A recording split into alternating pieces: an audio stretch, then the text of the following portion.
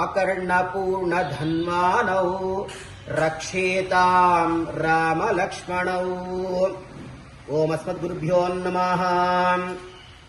శ్రీ రఘునాథ దేశిక పరబ్రహ్మణే నమః. ప్రియ భగవద్బంధువులారా, ఎన్నో శతాబ్దాలుగా మనం ఎదురు చూస్తున్నటువంటి శుభతరుణం రానే వచ్చింది. అయోధ్యలో శ్రీ బాలరాముని ప్రాణప్రతిష్ఠ.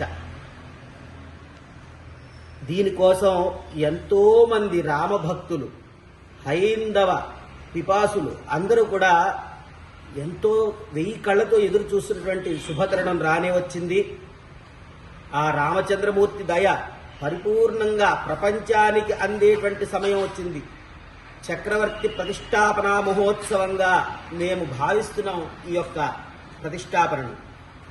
దీనికి ప్రయత్నం చేసినటువంటి, ఆకాంక్షించినటువంటి, ఎదురు చూసినటువంటి భక్తులందరికీ కూడా ఆ రామచంద్రమూర్తి అనేక మంగళాశాసనాలు కృపచేసి, అదేవిధంగా ప్రపంచ శాంతికి ఇది నాందిగా ఖచ్చితంగా గుర్తించాలి. అందరూ కూడా రామరాజ్యము అని పేరు ఊరికే వాడుకోవడమే అందరికీ తెలుసు తప్ప నిజంగా రామరాజ్యం అంటే ఏమిటో కూడా ఎవ్వరికీ తెలియనటువంటి పరిస్థితి.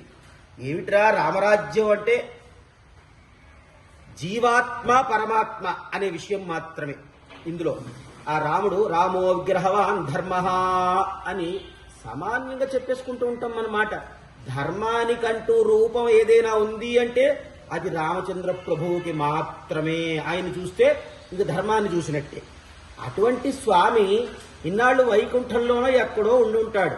తన ఇంటికి మాత్రం మన భారతదేశంలో ఎంత గొప్పది అంటే, ఇందాక మీరు చెప్పినట్టుగా రామతత్వమే భారతీయమని మన ఏకశిలా వైభవ మండలి చక్కటిగా చెబుతోంది. దీనికోసం ప్రవచనాలు కూడా ఏర్పాటు చేసింది. అంటే మనకు తెలుసు, కానీ మన పిల్లలకు తెలియపరచాలి ఇదంతా.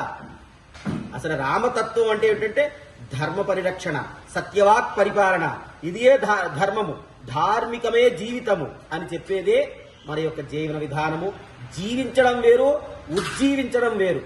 ఎలాగోలాగా బతికేయడం వేరు, చక్కగా ఆనందంగా సంతోషంగా బతకడం వేరు. అంటే సక్రమమైన మార్గంలో బ్రతకటం వేరు. అటువంటి ఉజ్జీవన మార్గానికి నాందిగా ఈ జనవరి 22, 2024 సోమవారం నాడు అభిజిత్ లగ్నంలో బాలరాముని ప్రతిష్ఠ అయోధ్యానగర మందిరంలో, భవ్యమైనటువంటి మందిరంలో ఏర్పాటు చేయి జరుగుతోంది. ఈ సందర్భంగా రెవెన్యూ కాలనీ సుబేదారి హనుమకొండలో వేంచేసినటువంటి శ్రీ సీతారామాంజనేయ స్వామి వారి దేవాలయంలో ఆ రామచంద్రమూర్తికి ప్రాతకాలం నుంచి కూడా విశేషమైనటువంటి పూజాధికాలు జరుపబడుతున్నాయి. అందులో స్వామికి అభిషేక కార్యక్రమం ముఖ్యంగా 8 గంటలకు ప్రారంభమయ్యి 11 గంటల ప్రాంతానికి స్వామికి దర్బారు సేవ ఏర్పాటు చేయబడుతుంది. ఆ దర్బారు సేవలో కాలనివాసులు, రామభక్తులు, సకలమైనటువంటి జనాలందరూ కూడా ఇక్కడ వేంచేసి, అంటే అందరూ ఆలయానికి వచ్చి ఆ యొక్క దూరదర్శన్లో ప్రదర్శించేటువంటి ఏదైతే ప్రత్యక్ష ప్రసారం ఉంటుందో దాన్ని కనులారా స్వామితో కలిసి వీక్షించి, స్వామికి విశేషమైనటువంటి నక్షత్రహారతులు, ఆ యొక్క అష్టోత్తరాది పూజాధికాలు జరుపుకుని ఆ యొక్క సంతోషాన్ని రామనామ జయ జయధ్వానాలతో, రామరక్షా స్తోత్ర పారాయణలతో, సంక్షేప రామాయణ పారాయణలతో ఆ రామచంద్రమూర్తికి విన్నపం జరుగుతుంది.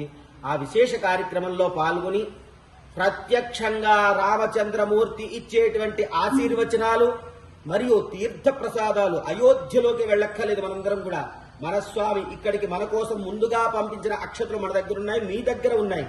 అవన్నీ రామచంద్రమూర్తి యొక్క అనుగ్రహం చేత ఆ యొక్క ప్రతిష్టానంతరము కూడా మనందరం తల మీద శిరస్సు మీద ధరించి రామానుగ్రహాన్ని పొంది ఆత్మానందాన్ని, చక్కటి ఆరోగ్యాన్ని, ప్రపంచ శాంతిని కూడా మనందరం పొందవచ్చు.